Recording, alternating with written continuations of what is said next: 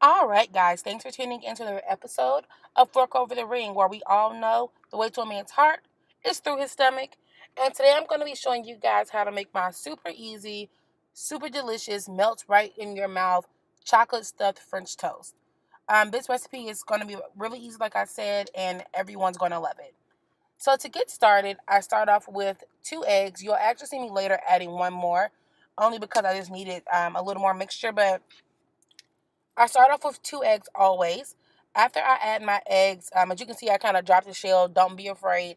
Dip your finger in some water and scoop it right on out with the tip of your nail.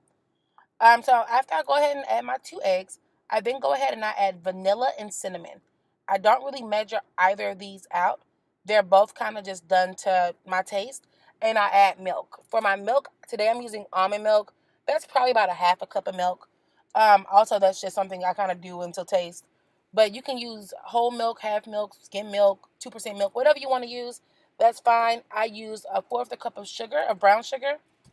You can use regular white sugar if you want. You can use honey. I have that behind me. I chose not to use it because I actually had the brown sugar. But you just literally mix all your stuff together. As you're going to see, I'm going to add that one extra egg we talked about earlier. Just because I knew I needed a little more to be able to cover all the bread we're going to be using.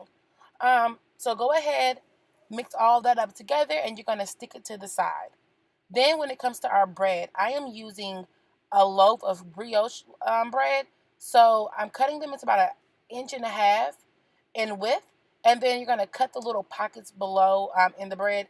Be careful. Your goal is not to go all the way through. It's literally just make enough space for the chocolate to fit in like little pockets. You don't want to rip it, and you only want one entry and one exit point. So I'll go ahead and I stuff the chocolate in like little you would like an envelope and put it to the side. And you don't have to use Hershey chocolate. That's what I'm using. If you like dark chocolate, use dark chocolate. I've done this with cookies and creams, bars, Kit Kats, really whatever you want, but it melts enough. You're gonna go ahead and use it. Even frozen Nutella, as long as you can cut it into little squares to fit inside the bread. This part is actually super easy, and that's the cooking of it.